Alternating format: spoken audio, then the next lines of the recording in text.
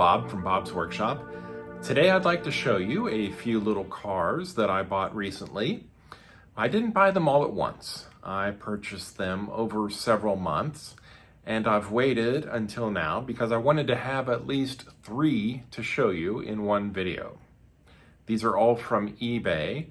One had free shipping, and 2 others were purchased from not the same seller, so I had to pay shipping twice. Don't really like that, but it happens. And these are pretty cool cars. And they're gonna look good on my layout when I get a few more buildings finished, because 1/43rd scale goes pretty well with Lionel O scale trains.